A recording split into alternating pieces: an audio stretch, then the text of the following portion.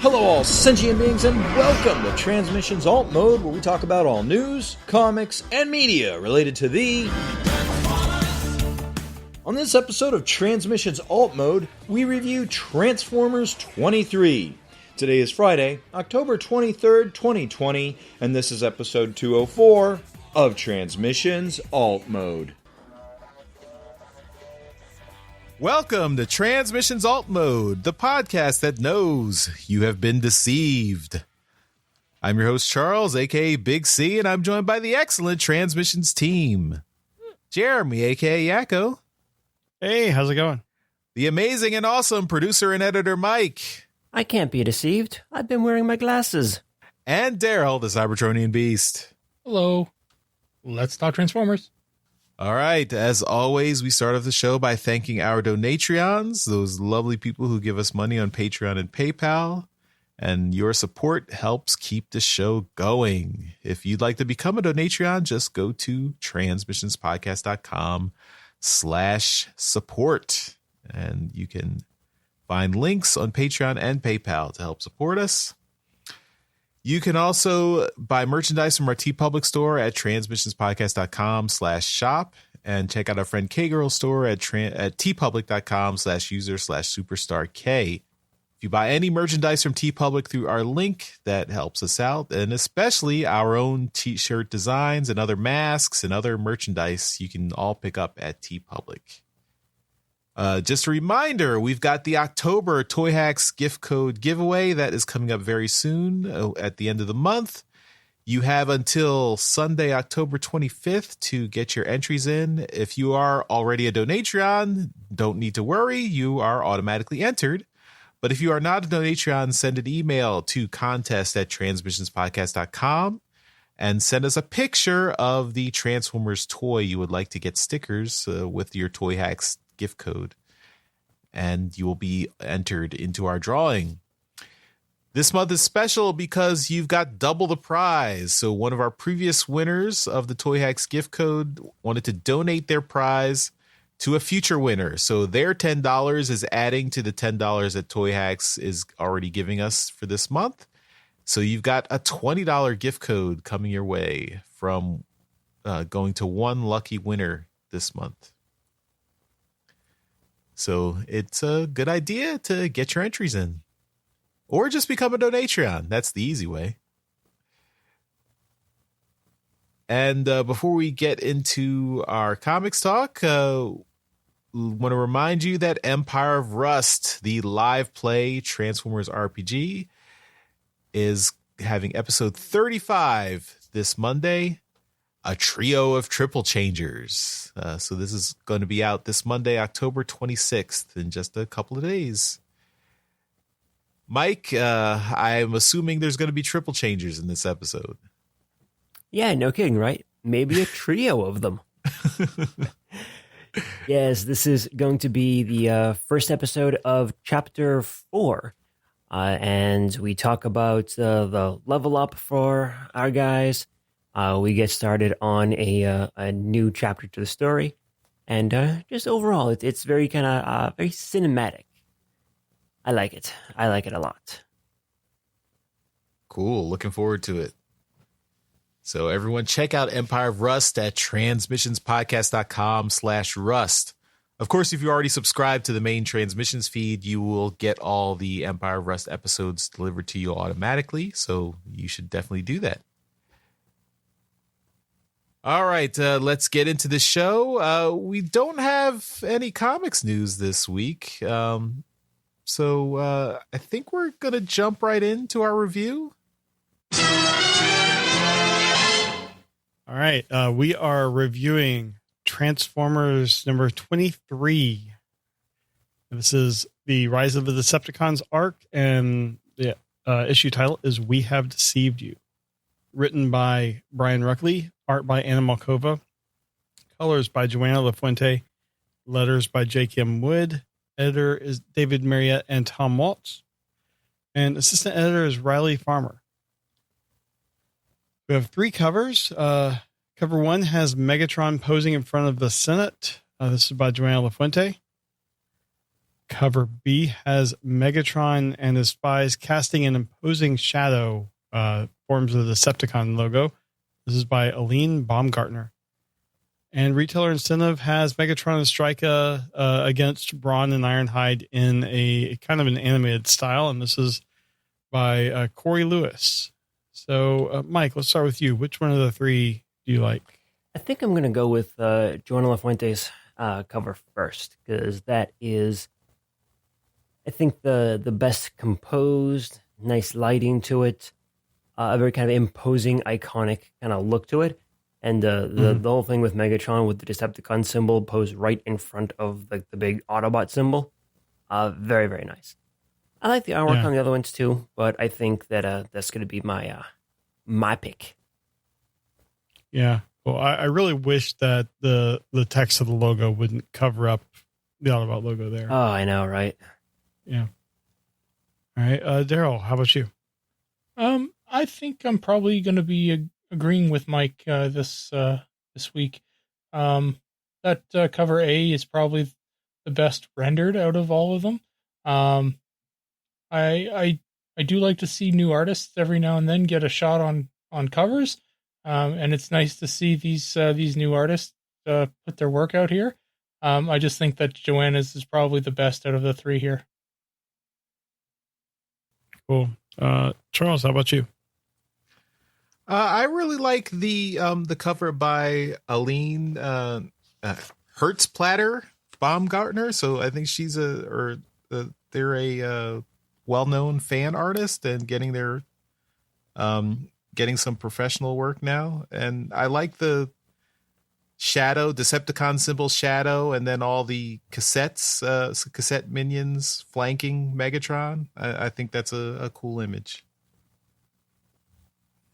Cool. I gotta say, I don't think Megatron would allow Ratbat to sit on his head. Shoulder, yes. Arm, yes. Backpack, yes. Top of head, no. You know what bats do when they sit there, right? Bat guano. His head, Yeah. his head is going to be covered. I still think it's a cool image.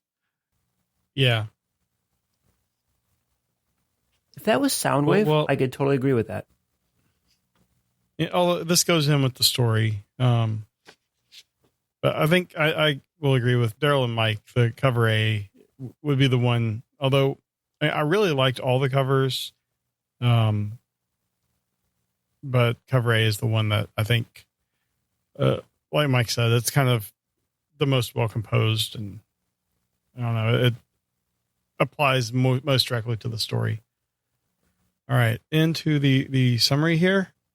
Sentinel Prime is convening the Senate without Megatron. This has put more pressure on the situation that's already about to burst. Inside the Senate, Ironhide updates the guards on their duties, while outside, the security forces are struggling to keep the populace in line. Andromeda is interviewing Vox Pop, her favorite bot on the street, until Prowl breaks up the interview. Right as Megatron, Stryka, and Ratbat part the crowd and attempt to enter the building. Orion stands at the door, and as Megatron approaches, he demands to be let in.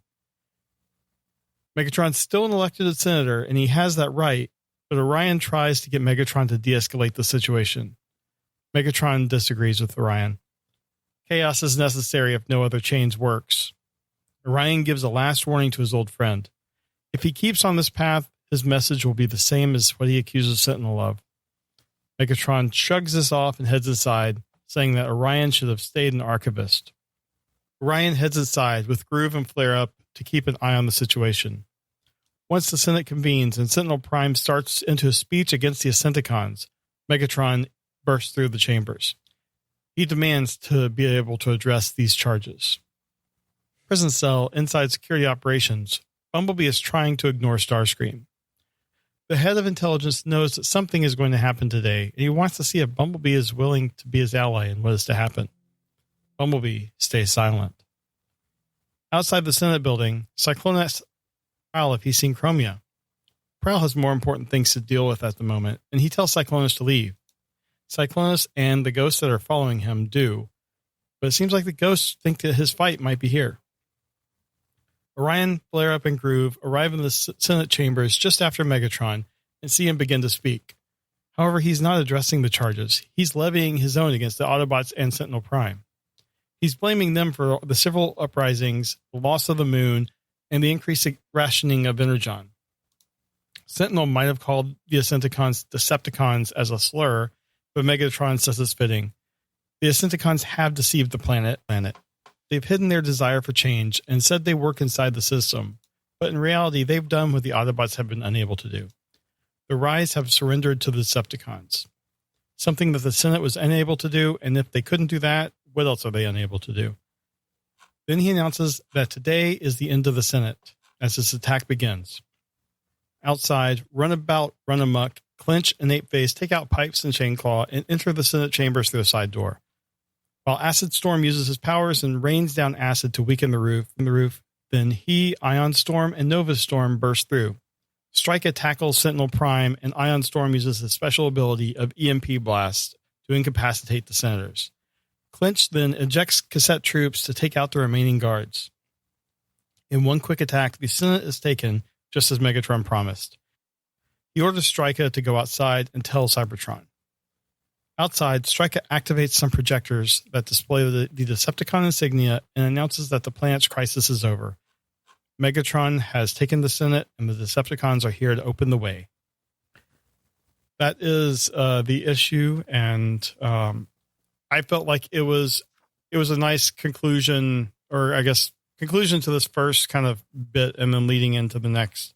Lots of action I enjoyed, but I think I'm enjoying this Megatron as we get more and more of him. I liked seeing this new kind of way of deploying the cassette bots through Clinch. I wasn't expecting that at all. And I'm hoping that this is leading from kind of more world building and more kind of, I guess, world destroying and more action. I thought for the most part, the art was good. Didn't seem too many complaints. It was a little bit of a cartoony style in places, but I thought it was fine. Daryl, what do you think? Did you get enough action? Well, I mean, I was hesitant for a little while there because I thought this thing started off really slow, and all of the, the political positioning and posturing at the first half of the book was a lot of stuff that I don't like.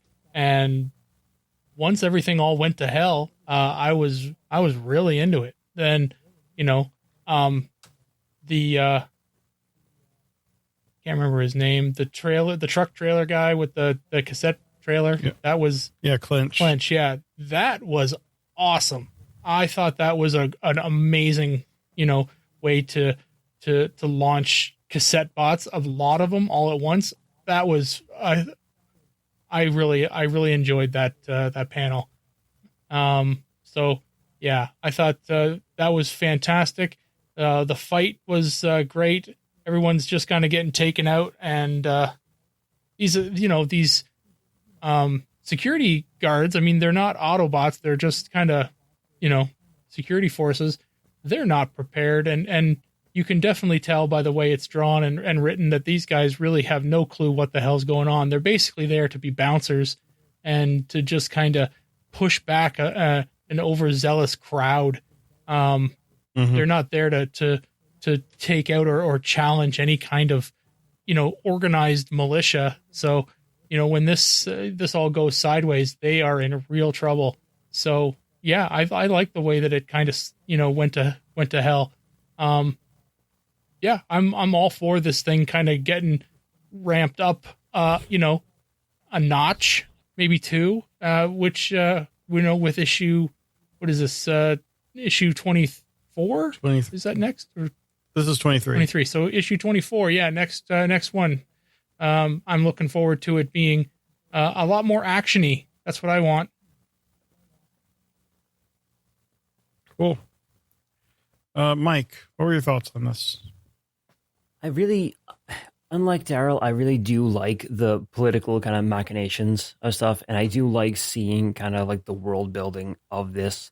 If this was an issue just of world building, I would have no problem with that, or just of political posturing. But it's not. It's about half and half, and I really do like the tension that kind of happens for it. It does feel like a pivotal moment, and I think the combat at the halfway point really did need that kind of like build up to it, because it really did feel like it was like an important moment. Like it was a turning point.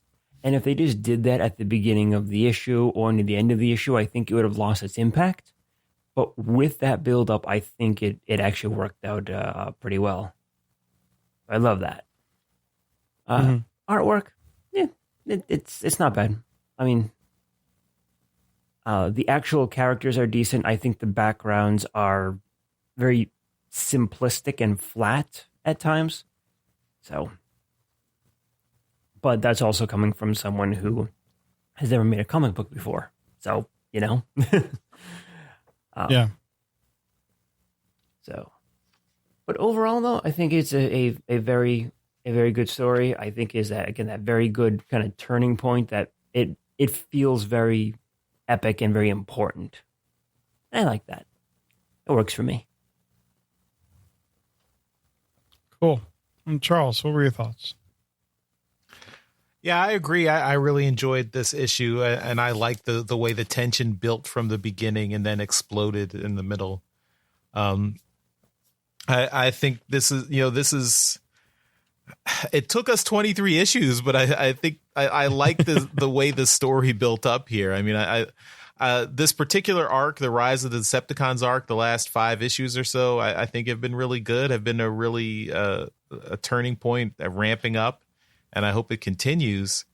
And I like how this Megatron, it's distinct from the Megatron we had from the previous IDW continuity, and I like how the different spin that Brian Ruckley put on this Megatron. Like, the previous IDW talked about, taking the name Decepticons from trying to tell the public you're being deceived by the government, and you shouldn't let them fool you.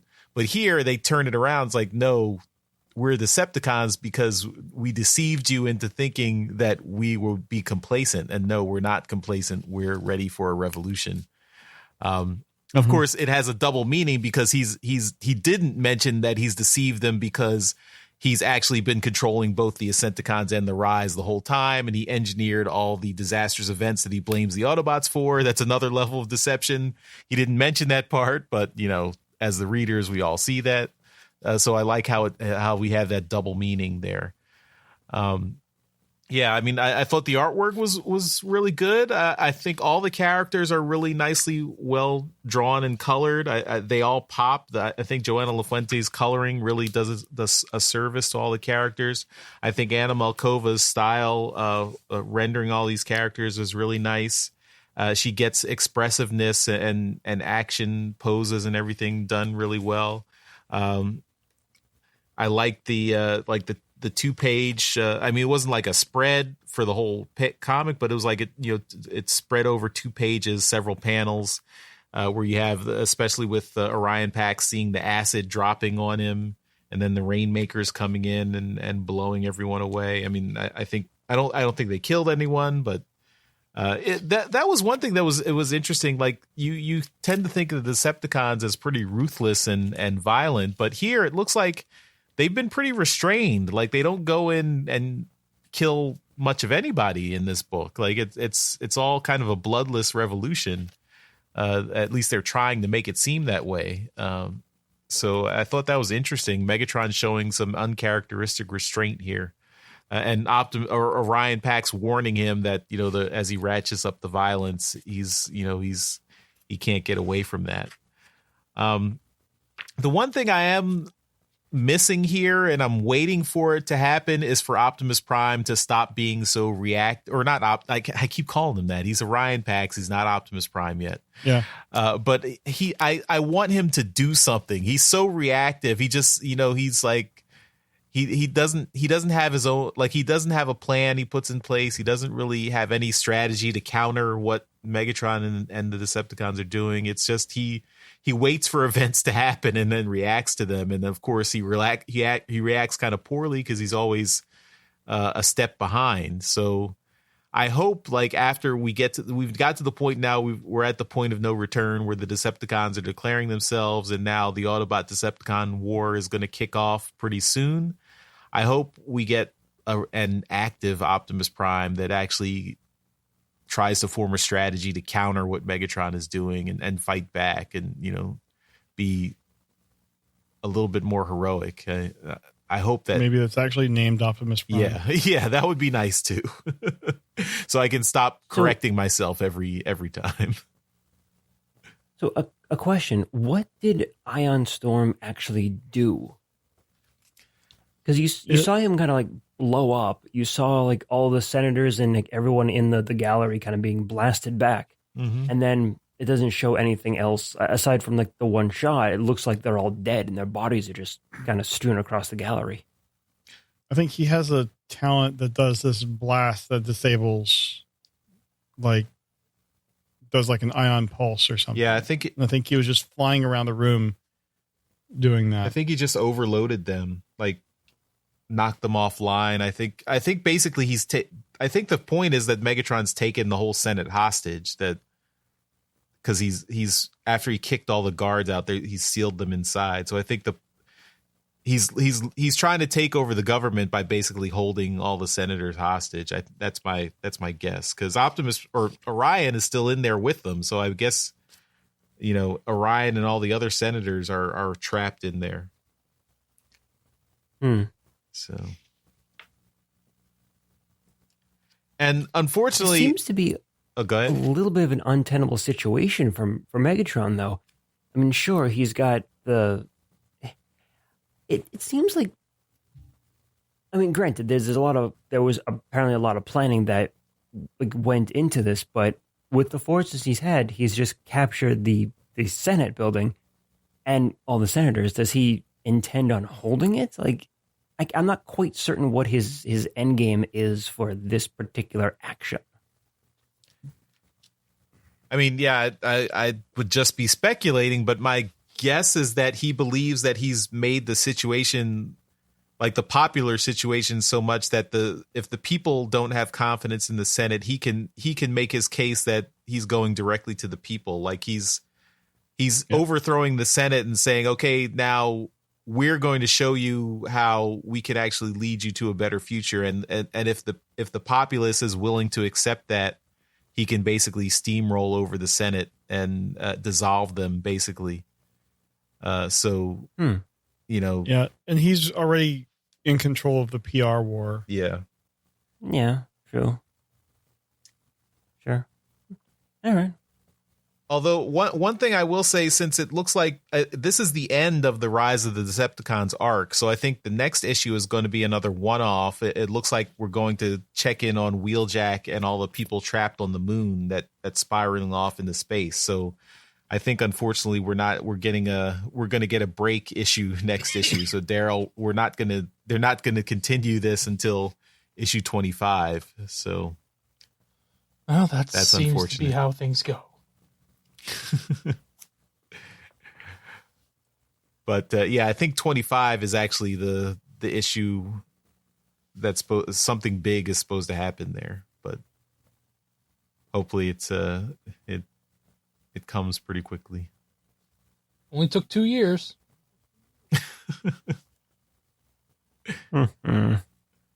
Well, year and a half. They were shipping twice a month for a while there.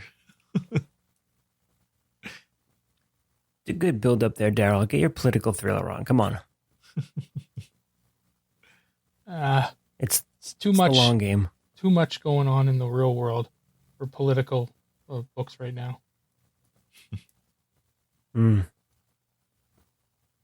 That's a legit argument. I'll accept that. All right, Jeremy, we got to hear your thoughts. I gave my thoughts at the end of this. Oh, that's right. Sorry. Never mind. So anyway, Cut that out. Yeah, I am disappointed that the next issue is not going to continue this exact, this story. That's my biggest issue, I think, with this right now is just all the pacing stops and starts and stuff. This is like the perfect opportunity to take advantage of this, continue this story. Wheeljack should have been kind of a Galaxy story, I think. Mm-hmm. But anyway, that is the comic review. All right. So normally we would move on to media news, but it looks like we don't have any media news this week either. So, Daryl, you're off the hook. Woohoo! Very slow week. Very slow week media news wise and comic otherwise news. So, yeah. Well, it got that huge dump of info from the toys, so it's kind of its thing right now. And New York Comic Con, yeah, the announcements from generally there, not about comics anymore. Well, yeah, I mean, it's the lull after a big news dump. Yeah. All right. Well, let's move on to convention news.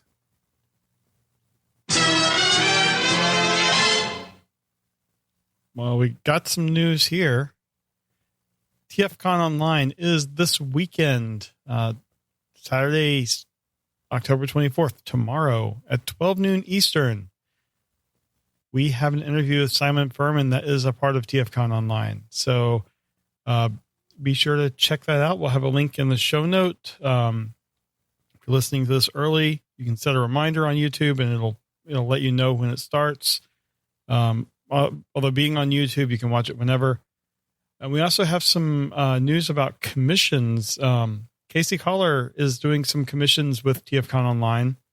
We'll have a link here to his, I guess his commissions are closed, but he has some prints for sale. And it looks like 12 different prints. He has a minimum order of 3 prints for $20. Beyond that, they're $7 each. So it's 3 for $20 and then $7 on top of that. The link here to the tweet will have all the information on what to do to order. And orders are open until the end of the online convention on October 25th. So be sure to check that out. Some of these are ones he's had for a while. You can get like a print of the Killing Joke cover. There's that Lost Light image. That's like the Yellow Submarine homage. It's a bunch of great art. So check that out. And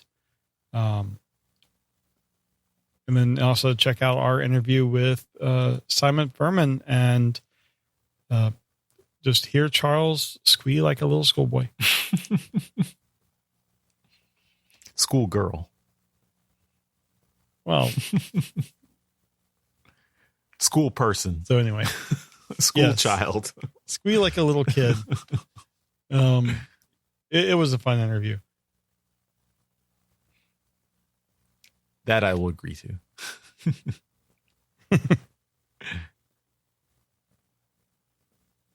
All right.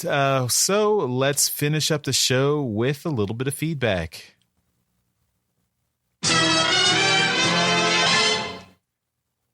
So we got a message on Twitter from one of our longtime donatrions, Robin.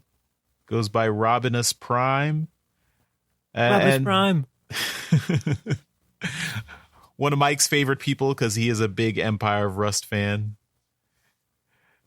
And Robin, he has some feedback for Daryl and Jeremy and Epic from last episode, Alt Mode 203.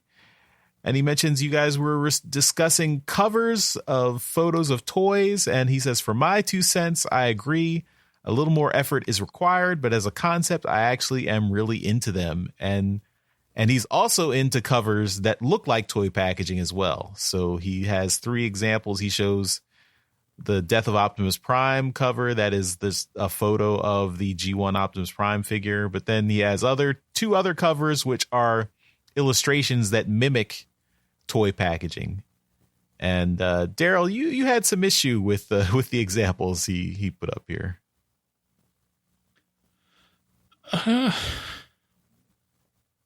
Yeah, I guess. Apparently, I didn't understand that he had written that looked like toy packaging as well. So I replied to him that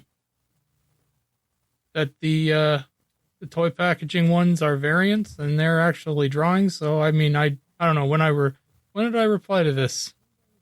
On Sunday. Yeah. 3 p.m. I don't know. Maybe I was coming out of a nap at that point. I don't know. Maybe you're still hungover from all of your your leaf raking. Yeah, right. So yeah. So apparently he replied saying, "I know that," and yeah. So whatever. That's fine. My mistake. I'm man enough to admit it.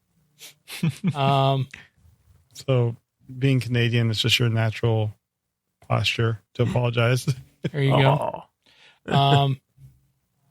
I do, but I mean, I do think it's weird that he put those two other covers because, I mean, your point was that you don't like the covers that are just photos of toys.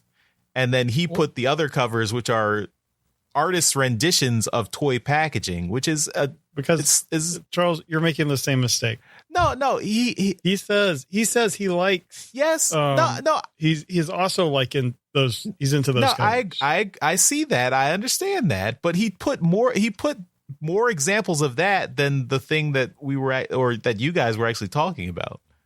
So even though he makes that distinction in the text, the impression is he's lumping them all together in the pictures. That's all I'm saying. Well, Charles just went to bat for me. I'm gonna now stick by my retweet or my reply tweet. I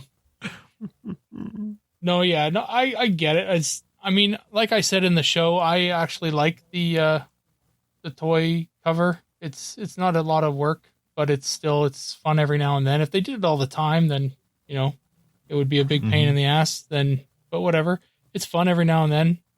The whole series is based off the toy, so might as well give the toy a cover. With the Transformers being a toy,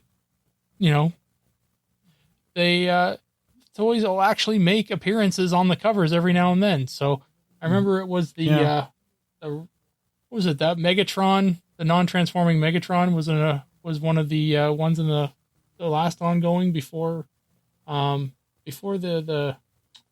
shit. Why can't I remember this one? It was the one that I think it was DaCosta wrote with Roberts there just before it broke up into two. I can't remember what number it was though. Just before Death of Optimus Prime, there was a variant with Megatron on it. Anyway, doesn't matter. Yeah. There was a couple. It makes TF32 make appearances or something. Yeah. Yeah. I just feel like it's lazy and it kind of takes away an opportunity for an artist to. Sure, it does, but it doesn't happen very often. Get their stuff. Yeah. Very rare that it happens. So, yeah, the ones that are the toy package variants, those were happening quite a lot last year, 2019, and it was the year of those toy package variants. Star Wars ones were rampant, every single book. Well, and now they've released a book of all the Star Wars ones. Mm-hmm. You can buy a book of just those covers.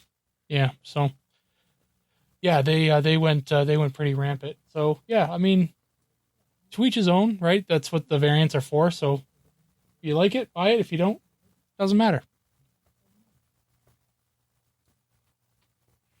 It was Transformers 31 with the Revoltech Megatron on it. Right. That's the one. Yeah.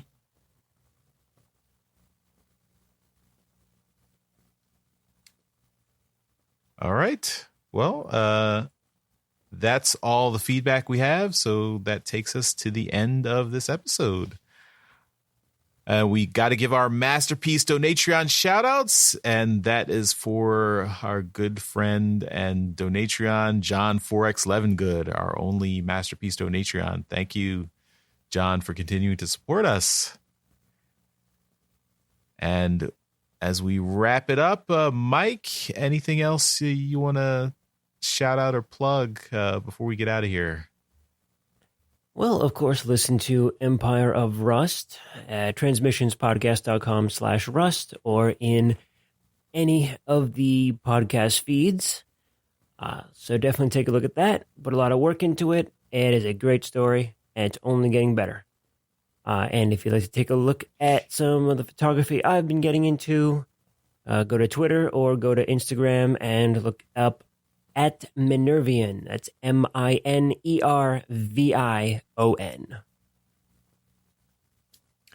All right. Thanks, everyone, for listening, and we will see you next time. Bye-bye. Bye. Bye, all. Later. Hey everyone, thanks for listening to this episode of Transmissions. But just because this episode is over doesn't mean the Transformers fun has to stop. Join us and other Transformers fans on our Discord chat server by visiting transmissionspodcast.com/discord. If you would like to learn more about how you could support the Transmissions Podcast, just visit transmissionspodcast.com/support. Thank you all for listening, and we'll see you again next week.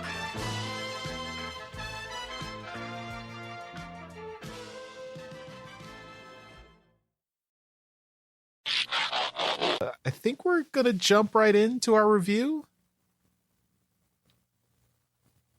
Or Okay. We can do that.